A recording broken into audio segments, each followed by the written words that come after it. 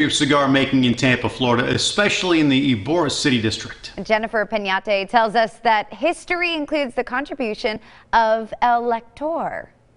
Over a century ago, cigar factories like this one were filled with hundreds of immigrant cigar rollers, the smell of tobacco, and the sound of knowledge coming from podiums like this. Tú que imitaste la llorosa vida que tuve. He sat on an elevated platform, elegantly dressed, with the latest reading in hand. He was El Lector. You had to be well read, you had to be able to be very dramatic, and you had to know what you were doing, and you had to really be a bit of a lobbyist.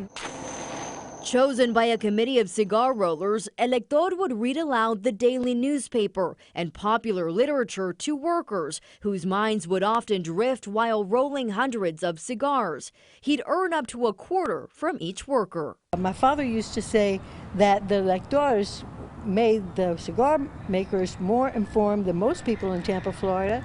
The tradition began in Cuba and then adopted in the dozens of cigar factories in Ybor City during the early 1900s. The readers in our community were thought of as intellectuals.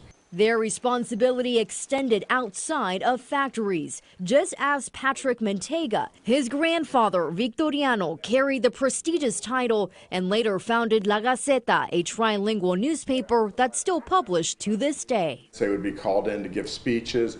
They would be called on by politicians. Lectores could also spark controversy. The reading of left-leaning articles angered some factory owners. Between that and the introduction of machinery, by the 1930s, the Lector was gone. But could they return one day? Going through our factory is like stepping back in time. Eric Newman is with J.C. Newman Cigar Company, the last of its kind in Ybor City. Newman believes that cigar rollers are making a comeback, and with them, so will El Lector. We're going to have lectors here. The J.C. Newman Cigar Company is undergoing renovations and adding a museum to continue preserving the rich history of cigar making here in Ybor City. In Tampa, I'm Jennifer Peñate.